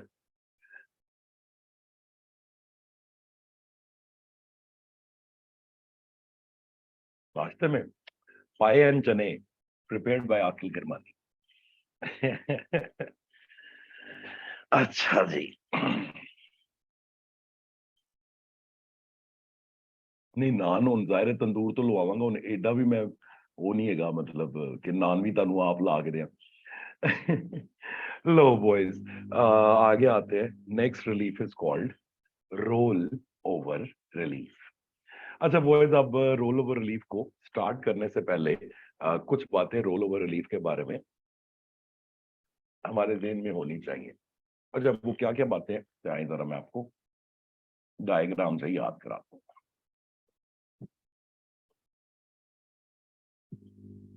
once again, roll over relief भी जो हमें मिलेगा, वो किन एसेट्स के डिस्पोजल पे मिलेगा, upon disposal of business assets. लेकिन दूसरी बात, रोल ओवर रिलीफ अब गेन पर लगने वाले रेट को कम नहीं करेगा। Roll over relief, hold over relief, gift relief, PRR relief, letting relief, अगले जितने रिलीफ आप भाई पढ़ाएगा आपको, ये सारे रिलीफ क्या करेंगे, ये बॉयज एंड गर्ल्स हमारे गेन को कम करेंगे। अब आप जब प्रोसीड माइनस कॉस्ट करके एक एसेट का गेन निकालेंगे, तो आप देखेंगे कि roll over, hold over, gift relief या पीपीआर या लेटिंग रिलीफ तो नहीं लग रहा, क्योंकि अगर ये रिलीफ लगे तो हम गेन को कम करेंगे। अब रेट, कोई इसके ऊपर स्पेशल रेट 10% वाली कोई मौजूद नहीं है। रोल ओवर रिलीफ के लिए जो गेन क्वालिफाई करेंगे, उनके ऊपर वो गेन को कम किया जाएगा। कितना गेन कम किया जाएगा, वो भी हम थोड़ी देर में देखेंगे। तीसरी बात जो इसके बारे में आप चाहते हैं, पहली मैंने कहा बिजनेस एसेट पे बिकने पे लगेगा, जो गेन आएगा गेन में से रोल ओवर रिलीफ माइनस होगा और गेन को कम करेगा, रेट को कुछ नहीं करेगा। तीसरी बात, ये डिफरल है, जैसे सीबल कह रही है कि ये डिफरल है, ये एग्जामिशन नहीं है। देखो, जहां पर तुमने बीएडीआर में या इन्वेस्टर्स रीट में 20% टैक्स देना होता था, वहां एचएमआर ने कहा 20 के बजाय दे दो 10, और बाकी 10% तुम्हें माफ कर दिया गया, तुम्हें एग्जेम्प्ट कर दिया गया। बट वो आज जब मैं आपको कहूंगा कि गेन में से रोल ओवर रिलीफ माइनस करें, तो आप कहेंगे सर माइनस तो कर रहे हैं, आज तो टैक्स बच रहा है, लेकिन साथ हमें ये भी पढ़ाएं कि ये जो गेन आज हमारा रोल ओवर हो गया है, रिलीफ हो गया है, वो दोबारा कब चार्जेबल होगा और उस पर दोबारा कब टैक्स पड़ेगा, तो ये भी पढ़ेंगे हम, क्योंकि ये डेफरल है। ये एग्जाम्पशन नहीं है। तो ये 3 बातें मेरे बच्चों आपने ध्यान में रखनी है। एक तो रोल ओवर बिजनेस एसेट के बिकने पर मिलेगा, दूसरा रोल ओवर गेन्स को कम करेगा, रेट को कुछ नहीं करेगा, गेन्स को कम करेगा, और तीसरा क्योंकि ये गेन को डेफर करता है तो एक टैक्स कंसल्टेंट को फिक्र रहे कि ये जो डेफर्ड गेन है ये दोबारा चार्जेबल कब होगा। आए भाई बढ़ाता। अच्छा, अब रोल ओवर रिलीफ को स्टार्ट करने से पहले वो इस रोल ओवर रिलीफ और होल्ड ओवर रिलीफ पता है किन सिचुएशंस के लिए एचएमआरसी ने बनाया हुआ है। एक तो ना ये रिलीफ पढ़ते हुए आप ये भूल जाएं कि एचएमआरसी हमारी कोई सस है और हमारी बड़ी दुश्मन है। ऐसा नहीं है। बिजनेस पर्सन को एचएमआरसी फुल फैसिलिटेट करता है, जितना फैसिलिटेट कर सके।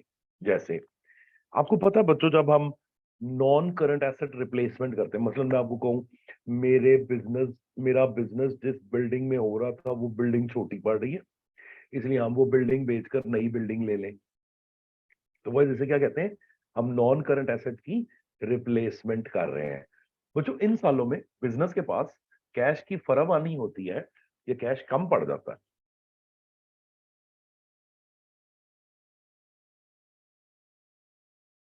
बच्चों जिन सालों में बिजनेसेस जो है वो अपने पुराने प्रोडक्शन प्लांट को नए प्रोडक्शन प्लांट से या अपनी पुरानी बिल्डिंग्स को नई बिल्डिंग से रिप्लेस करते हैं, तो कैश की हालत बहुत टाइट हो जाती है। अब ऐसे मौके पे एचएमआरसी कहता है कि यार हम आपको सपोर्ट करेंगे, आपने घबराना नहीं है। कैसे दी, गौर कीजिएगा जरा। पहला point, when a qualifying business asset is sold. लो जी, एक क्वालिफाइंग बिजनेस एसेट हमने बेचा। बिजनेस एसेट होना चाहिए ये तो आपको पहले पता है। सर क्वालिफाइंग से आपका क्या मतलब है, वो इस क्वालिफाइंग पहले ही पढ़ लो। क्वालिफाइंग एसेट्स हम किसको कहते हैं बच्चों? ट्रेड में इस्तेमाल होने वाली लैंड, बिल्डिंग और गुडविल। ये 3 ऐसी चीजें हैं जिन्हें हम कहते हैं qualifying assets for role over relief. Qualifying assets for role over relief. और कहते तुमने अपनी ट्रेड में इस्तेमाल होने वाली लैंड, बिल्डिंग, ये गुडविल बेची, और फिर क्या किया? जो प्रोसीड्स आई तुमने री इन्वेस्ट की और परचेज कर लिया इन्हीं तीनों में से कोई क्वालिफाइंग बिजनेस एसेट। तो वो ऐसा बंदा कह सकता है ना कि मुझे पैसे आए जरूर, मुझे गेन हुआ जरूर, लेकिन मैंने तो पैसे री इन्वेस्ट कर दिए। चलो मैं साथ साथ आपको एक एग्जाम्पल देता हूँ। Let me open an example for you, तो चीजें और अच्छे तरीके से काबू आएंगी। फिर कहाँ थे आप जमाने के बाद? ये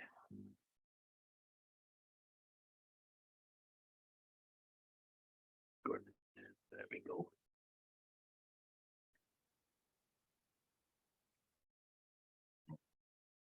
ले जी एक सेकंड में आपके साथ शेयर कर रहा हूँ example. Yes, this is the one.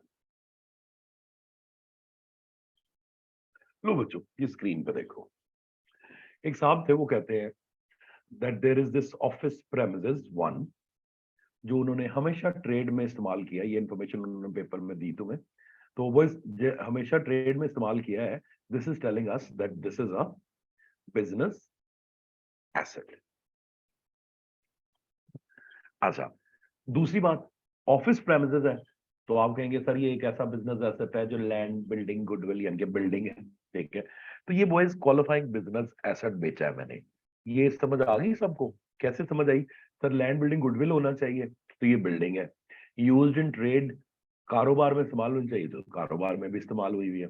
अब बस ये मैंने बेची, ये ना मैंने बेची 3 लाख पाउंड की, कॉस्ट मेरी 2 लाख 10 थी, गेन्स मेरे 90,000 पाउंड के।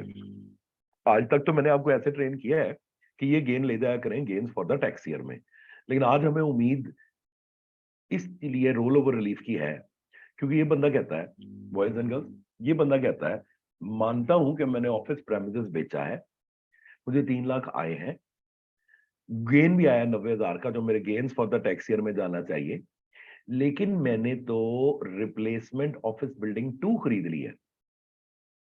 हमने कहा वेरी गुड, तुमने रोल ओवर रिलीफ की पहली कंडीशन पूरी की है। When a qualifying business is sold and proceeds are reinvested to acquire another qualifying business asset, तो भाई तुमने अच्छे आदमी हो, तुम्हें जो पैसे आए तुमने वो री इन्वेस्ट करके रिप्लेसमेंट एसेट खरीद लिया है, इसलिए रोल ओवर रिलीफ की उम्मीद लगाई जा सकती है। सर उम्मीद क्यों, कंडीशन तो पूरी कर दी है बेटा, पहली कंडीशन पूरी की है, दो और भी है। तो आप ऐसे कहें उम्मीद लगी है कि लगेगी, क्योंकि तुमने ट्रेड में इस्तेमाल होने वाली बिल्डिंग बेच के ट्रेड में इस्तेमाल होने वाली बिल्डिंग खरीदी है, इसलिए इस 90,000 में से हम उम्मीद है कि कोई रोल ओवर रिलीफ माइनस करेंगे। अब कितना और कैसे, उसके लिए बॉयज पहले बाकी कंडीशंस भी चेक करनी बच्चों, बाकी कंडीशंस। ले जी, अगली जो कंडीशन है वो कहता है replacement asset. Boys building number 2 के बारे में कह रहा है कि बिल्डिंग नंबर 1 तो जो आपने आज बेची सो बेची, बॉयज बिल्डिंग नंबर 2 कब तक खरीदनी है, कितना टाइम पीरियड है उसको खरीदने का। तो बस HMRC ये टाइम पीरियड दे रहा है, आप मुझे बताएंगे कि मैंने क्वालिफाइंग टाइम पीरियड में खरीद ली कि नहीं खरीदी। Replacement asset must be purchased with in 1 year before या फिर 3 years after the sale of original asset. वो कह रहा है भैया जिस दिन आप लोगों ने जिस दिन आप लोगों ने यहां आएगा, जिस दिन आप लोगों ने बिल्डिंग 1 बेची, उसके या तो 1 साल बिफोर में आप रिप्लेसमेंट एसेट पहले ही खरीद चुके थे, या उसके 3 साल आफ्टर में आप बिल्डिंग 2 खरीद लें। बस या तो 1 साल पहले में खरीद लें या 3 साल बाद में खरीद लें। Okay, wonderful. बच्चों अब जरा मुझे बताना, क्या मैंने क्वालिफाइंग पीरियड में बिल्डिंग खरीद ली है और मैंने 1 ईयर बिफोर में खरीदी है कि 3 ईयर आफ्टर में?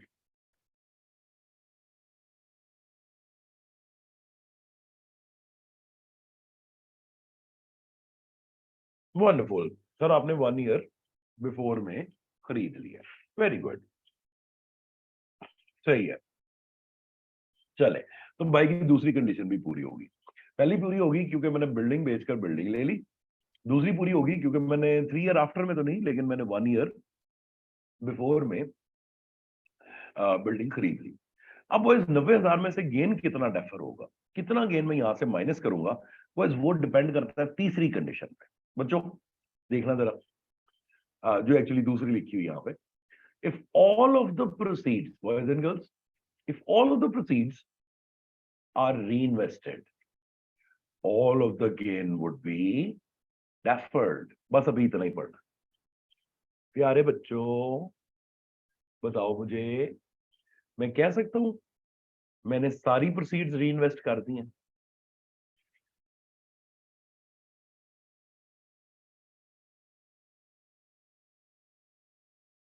हाँ वो ना अब ना 1 साल की लिमिट है, पिछले 1 साल में खरीदनी है, एग्जैक्ट 1 साल पहले खरीदनी है ऐसी नहीं है लिमिट। पिछले 1 साल में खरीदनी, पिछले पिछले 1 साल में खरीदने का मतलब है 2 महीने में खरीदो, 4 महीने में खरीद लो, 8 महीने में खरीद लो, या एग्जैक्ट 12 में खरीद। तो वो मैं ही पूछा थी। हाँ तो होगी, सारे पैसे रीइन्वेस्ट हो गए। सर आप देखे ना, आया 3 लाख है, लगाया 3,20,000 है, तो सर उसने अपने सारे पैसे भी रीइन्वेस्ट कर दिए हैं, बल्कि 20,000 उन्हें पल्लियों भी करता है। वंडरफुल। वो इस जरा बताओ यहाँ पर कितना गेन डेफर करूं, अंग्रेजी पढ़ के जरा समझाओ मुझे। All of the gain needs to be deferred if all of the proceeds are reinvested. So what is the amount of gain which I should defer now? Everyone, शाबाश सिबल। अलिशबा, गेन कितना है? अलिशबा, गेन कितना है? 90,000 का है। बस अब सिंपल सी बात है अलिशबा, शायर कह रहा है अगर सारी प्रोसीड री इन्वेस्ट हो जाए तो जितना गेन है सारा डेफर कर दो, ठीक है? इस बार जितना गेन डेफर करेंगे 90 ही डेफर कर देंगे, ठीक है? There we go. लो बॉयज, 90 का 90,000 बॉयज आपके गेन्स में से अब लेस हो जाएगा, और लेस होने के बाद बच्चों ये समझ आ रही है कि gains for the tax year में अब कुछ नहीं जाएगा। इन टैक्स ईयर 2021 बॉयज इसके gains for the tax year में इस गेन में से कुछ नहीं जाएगा। यहां तक बातें क्लियर है?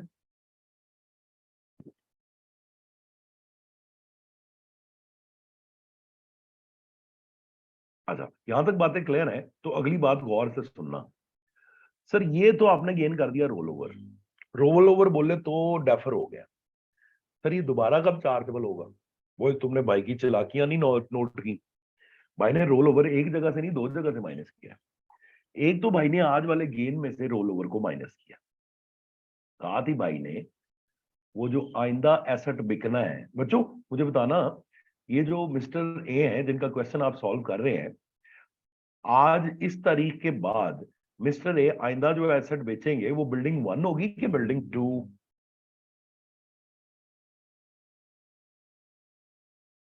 हाँ, और बच्चों जरा देखना, बिल्डिंग 2 ने जब बिकना था तो हमने कॉस्ट यूज करनी थी 320, लेकिन बॉयज जैसे ही हमने रोल ओवर लीव लगाया तो HMRC कहता है किरमानी रोल ओवर दो जगहों से माइनस होगा। एक तो तुम्हारे गेन को कम कर देगा, अगर सारे पैसे इन्वेस्ट किए हैं तो सारे गेन को ही खत्म कर दो और गेन फॉर द टैक्स में कुछ ना ले जाओ।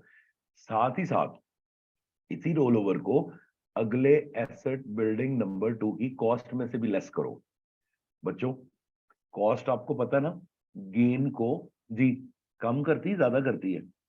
कॉस्ट प्रोसीड में से लेस होकर गेन को, शाबाश एवरीवन, कॉस्ट प्रोसीड में से लेस होकर गेन को, शाबाश, कम करती है। राणा साहब खुदा का खौफ करो, ठीक है, गेन को कम करती है, ठीक है। लेकिन बॉयज अगर तुम किसी चीज की कॉस्ट ही कम कर दोगे तो कल को राणा साहब जो कह रहे हैं डेफिनेटली गेन ज्यादा आएगा, ठीक है। तो शाबाश, मैं आप लोगों को एक चीज बोल के दिखाता हूं, वेट करें बच्चों। ये देखो 2020 में मैंने जब ऑफिस बिल्डिंग 2 खरीदी तो HMRC के कहने पर मैंने यहां से भी रोल ओवर माइनस करके गेन्स अपने जीरो कर लिए, साथ ही अगले एसेट की कॉस्ट को भी कम कर दिया। तो वो कॉस्ट जो पहले 3,20,000 थी उसे मैंने रिड्यूस कर दिया। अच्छा बच्चों, मैंने वर्ड लिखा हुआ है new base cost. Base cost is a word, मतलब आप वैसे आप कहते हैं अलाउबल कॉस्ट, ठीक है। अलाउबल कॉस्ट की जगह पर जरा ज्यादा पढ़ा लिखा वर्ड यूज करें तो कहते हैं बेस कॉस्ट, ठीक है। तो ये पुरानी अलाउबल कॉस्ट थी इस बिल्डिंग की, या पुरानी बेस कॉस्ट थी? रोल ओवर लगने के बाद नई अलाउबल या बेस कॉस्ट आई है 230। बच्चों अब मैं एक काम करता हूं आपके सामने, ये जो नई बिल्डिंग है ऑफिस बिल्डिंग 2, कुछ सालों के बाद अगर मैं आपको कहूं मैंने इसको भी बेच दिया, ठीक है, मैं इसको बिकवाता हूं, तो आपको समझ आएगा कि ये 90,000 का गेन अब कब चार्जेबल होगा। लो बच्चों, 10 years लेटर, सब टाइटल आ रहे हैं ना? अच्छा, 10 years लेटर, 1 June 20 के बाद 1 January 23 में, 1 January 23 में let's say boys and girls office building 2 बिक गई, ऑफिस बिल्डिंग 2 बिक गई, एंड बॉयज ऑफिस बिल्डिंग 2 हमने 2030 में 5 लाख की बेची। कितनी कॉस्ट यूज करनी है? तो आप कहेंगे सर 320 तो नहीं यूज कर सकते, अब हमें 230 ही यूज करनी पड़ेगी क्योंकि हमने उस जमाने में रोल ओवर लगा दिया था। तो बॉयज मैंने 230 लेस की और आपके सामने गेन आया 270 का। बच्चों जरा एक सेकंड के लिए एज्यूम करो कि अगर इस जमाने में ये रोल ओवर रिलीफ ना लगाया जाता, बॉयज एंड गर्ल्स, अगर इस जमाने में ये रोल ओवर रिलीफ ना लगाया जाता तो फिर इस ऑफिस बिल्डिंग 2 की बच्चों कॉस्ट क्या होनी थी?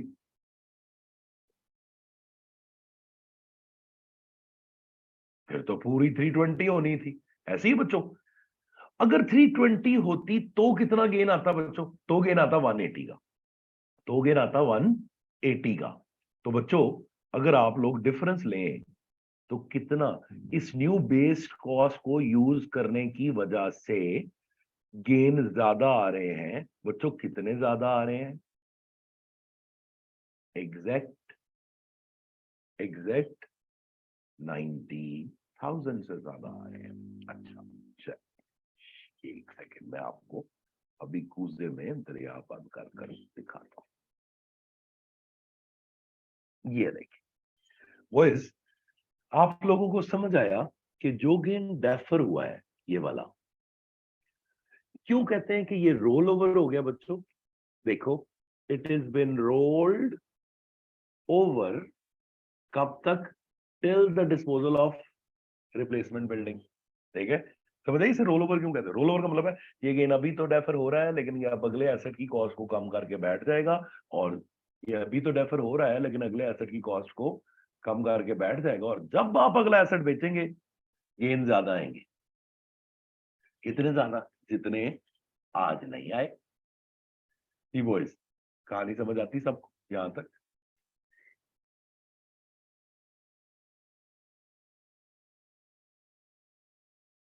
Okay, wonderful. लेंगे फिर एक आखिरी चीज अभी आपको पढ़ानी है और फिर हम क्लास ओवर करते हैं। Sir, what if rollover relief is applicable at a time of replacement of second building as well? Modia, that is not examinable in F6. So chill. Boys and girls, सबने मोदिया का question पढ़ा? This one is not examinable. Modia और अहमद जैन का question पढ़ा है? This is not examinable in F6. Okay, moving on. आगे आते हैं। बॉयज, सेम एग्जांपल, लेकिन इस वक्त थोड़ा सा फर्क है, गौर फरमाइएगा। बॉयज, प्रोसीड्स है 3 लाख, कॉस्ट वही 2,10,000, gain 90,000।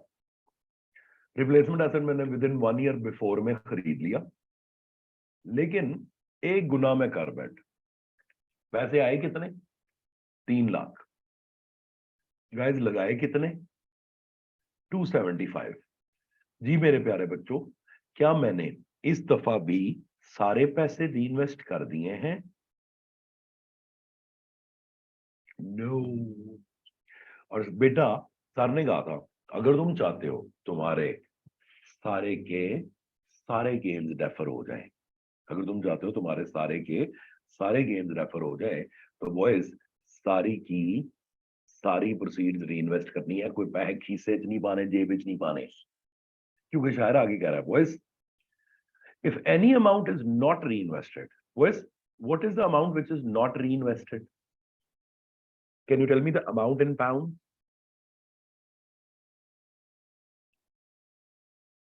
Okay, keep this 25,000 in your mind. Okay, shabash, good. So 25,000 reinvest nahi hoga. Wonderful. But if there is any amount which is not reinvested, amount equal to that would not be deferred. कह रहा है जितने पैसे reinvest नहीं किए उतने gain पे भूल जाओ कि रोल ओवर लगेगा। तो मेरे बच्चों, टोटल गेन कितना है? 90,000 का। अब 90,000 में से कितना गेन डेफर नहीं हो सकता? जितने पैसे रीइन्वेस्ट नहीं किए, जितने पैसे रीइन्वेस्ट नहीं किए उतना गेन डेफर नहीं हो सकता। तो मुझे बच्चों शाबाश, मुझे बताओ मैं यहां कितना रोल ओवर लिखूं और कितना gain gains for the tax year में लेके जाऊं? दोनों चीजों का आंसर दे मुझे। मैं 90 में से कितना गेन रोल ओवर कर दूं और 90 में से कितना gain gains for the tax year में लेके जाऊं? दोनों चीजों का आंसर इकट्ठे। Very good. तो आप कहेंगे सर जो गेन डेफर होगा वो होगा 25,000। जितने पैसे सर आपने री इन्वेस्ट नहीं किए उतना गेन डेफर नहीं हो सकता। बच्चों एक बात बताना, समझ आ रही है? इस सिनेरियो में जब हम पैसे री इन्वेस्ट नहीं करते पूरे, तो ऐसे सिनेरियोज में ना बेटा ये नहीं पता लगता रोल ओवर कितना है, ये पता लगता है कितना गेन 90 में से रोल ओवर नहीं होना। फिर हम रोल ओवर कैसे निकालते हैं? बैलेंसिंग फिगर करके। Right guys? ये ले जी, मैं भी बैलेंसिंग फिगर करके निकाल देता हूँ।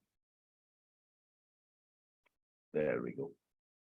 लो भाई, 65,000 आपके मुताबिक बिल्कुल सही जवाब है। 65,000 हमने डेफर कर दिया बच्चों, और 65,000 के साथ ही मैंने अगली बिल्डिंग की कॉस्ट से भी लेस कर दिया है, ताकि कल को जब वो बिके तो हमें अकॉर्डिंगली हमारा आज वाला गेन कल को चार्जेबल हो जाए। जी boys and girls, any problems so far?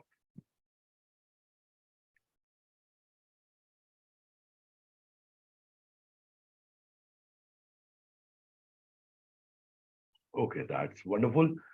Well, that would be all from my side today. See you इंशाल्लाह on Monday, have a lovely weekend, सर्दी एंजॉय करें, आग शाग जलाएं, मजे करें। Thank you so much boys and girls, अस्सलाम वालेकुम एंड अल्लाह हाफिज।